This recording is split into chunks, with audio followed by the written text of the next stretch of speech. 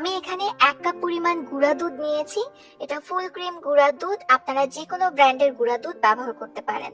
এখানে আধা চা চামচ পরিমাণ বেকিং পাউডার নিয়েছি, আর দেখেন এটা কিন্তু একদম চামচ বরাবর লেবেল করে নিয়েছি।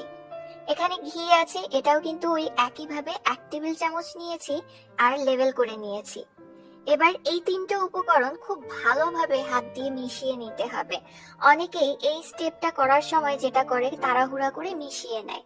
এই স্টেপটা করার সময় একটু সময় নিয়ে এভাবে ঘষে ঘষে মিশিয়ে নিতে হবে, যেন সবগুলো উপকরণেই ঘিটা সমানভাবে পৌঁছায়।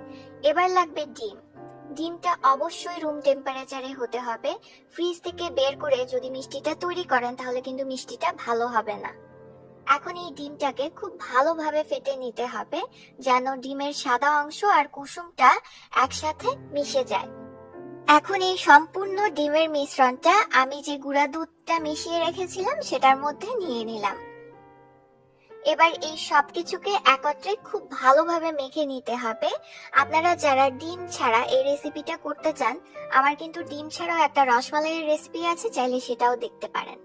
তো যা বলছিলাম, মেখে নেওয়ার পরে ঠিক এরকম আঠালো হবে। এটা কোনোভাবেই শক্ত ডো করা যাবে না, তাহলে কিন্তু মিষ্টিও শক্ত থাকবে, আঙুলে লেগে লেগে থাকবে, ঠিক সেরকম আঠালো হবে। এরপরে ঢেকে আমি 5 মিনিট অপেক্ষা করেছি। 5 মিনিট হয়ে গেছে, এখন একটু দেখাচ্ছি।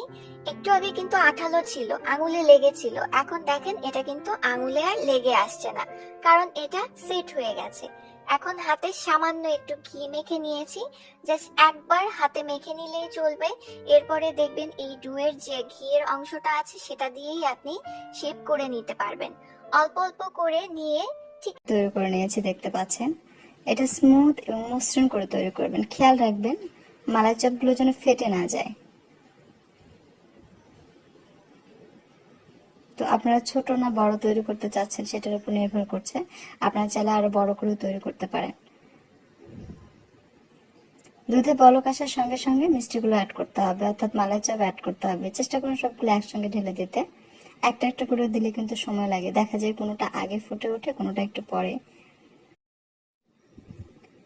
দুধে একটা বলক আসার সঙ্গে সঙ্গে মিষ্টিগুলো অ্যাড করতে হবে। এটা কিন্তু করা যাবে না যে বলক তুলে নিয়ে যে দুধটাকে জাল করে ঘন করে তারপরে মিষ্টি যদি দেন, তাহলে কিন্তু মিষ্টিগুলো ফুটবে না।